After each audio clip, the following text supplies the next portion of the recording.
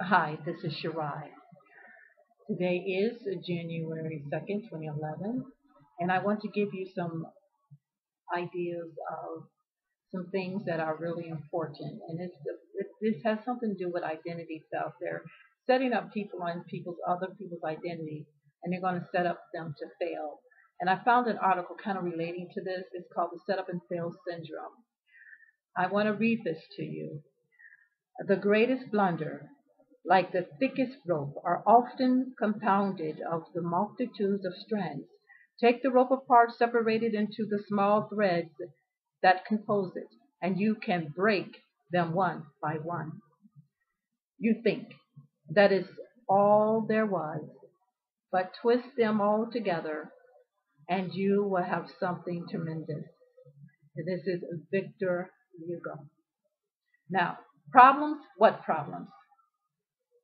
When an employee fails or even just perform poorly, managers typically place the blames outside themselves. The employee doesn't understand the work, and the manager might contend, or the employee isn't driven to succeed, can't prioritize assignments, or can't take directions.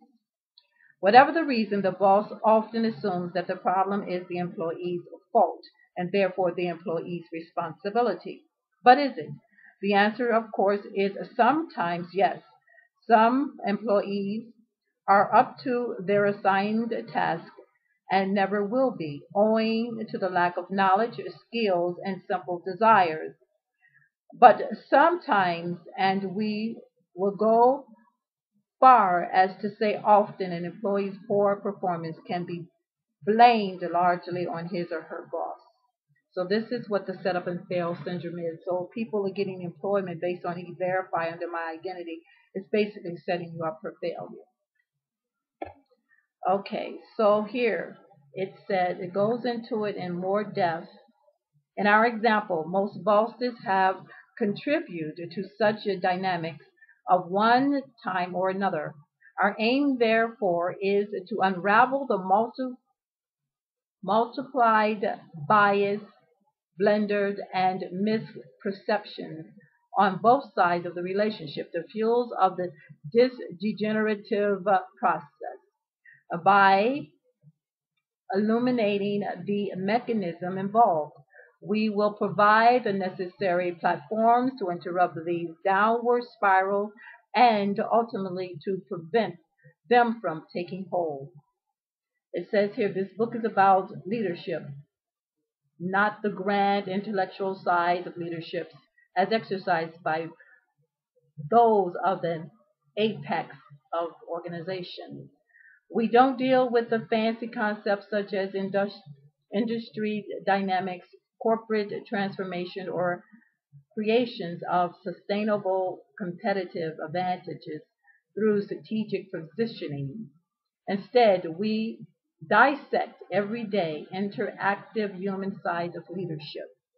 This is a leadership book for the masses, for all those who one or more employees reporting to them. It is about leaderships in the sense of mobilizing the people on one team. And that's what it goes into. Then it says walking a tightrope. Concerns with resulting versus concerns with people. Meeting the numbers has always been the priorities for managers.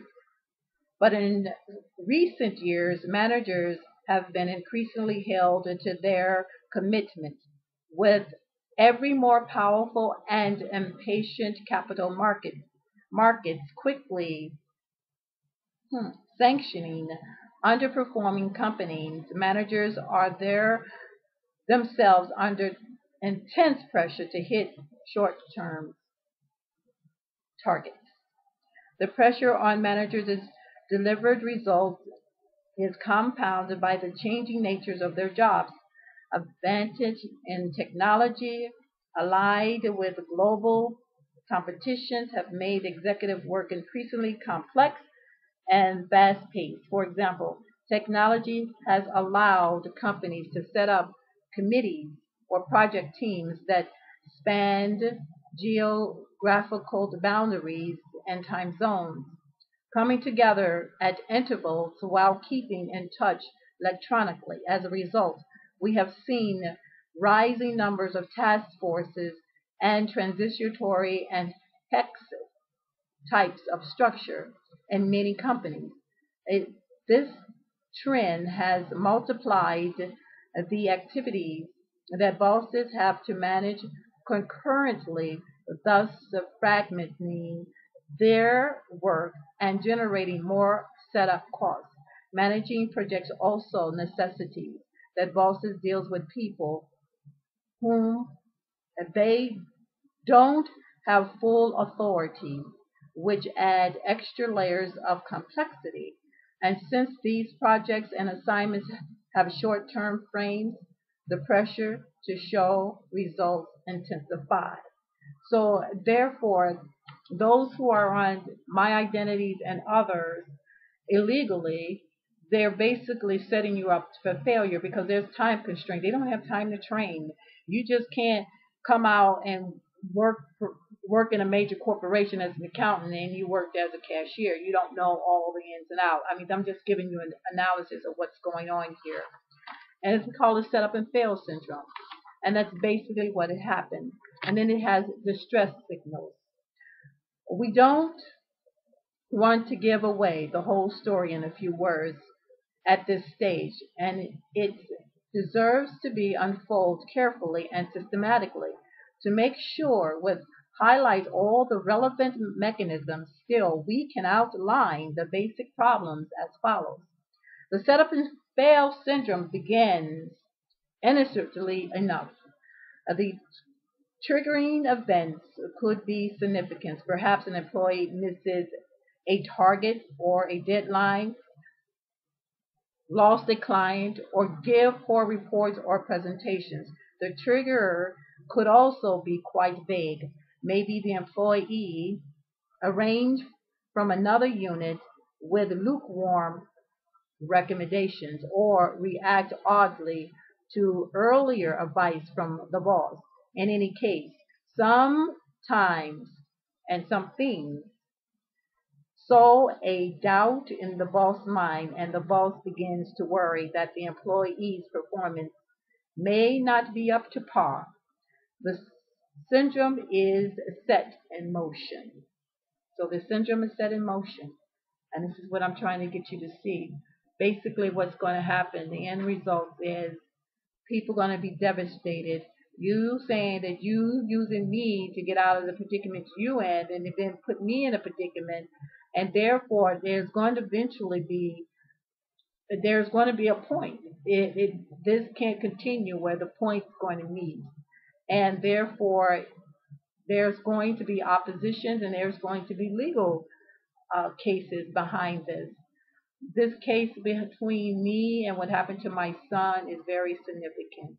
It is something that social science should look at and other areas because of the dynamics of, okay, I'm impoverished, but I'm going to target you for your identity to take me out of impoverished, but I'm going to put you in impoverished so you can feel what it's like.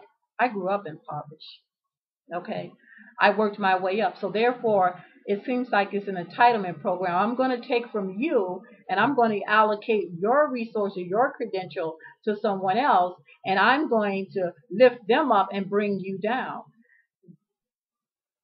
But that's an entitlement program. So you're saying because I succeed, I have to be punished for it, or I have to be physically harmed for it in order to keep people on this quote unquote national ID.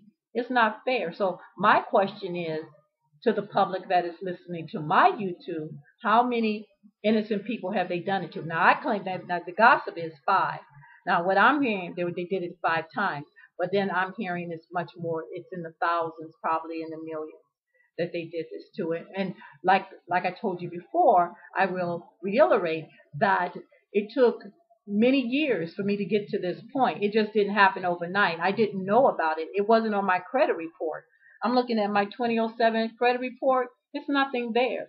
It happened while I was working. Someone was duplicating me while I was working, getting benefits and everything. So it was the blind side that we don't see. You don't know that. I could be working as an executive manager someplace and somebody's impersonating me someplace else. This happened, and I have no control over it. I mean, we're living in a digital age. I'm trying to keep my papers personal. Everybody's hacking in everybody's personal information. So I don't know where to stop or where to begin or how to cover up my personal. I'm doing the best I can. But this is Shara.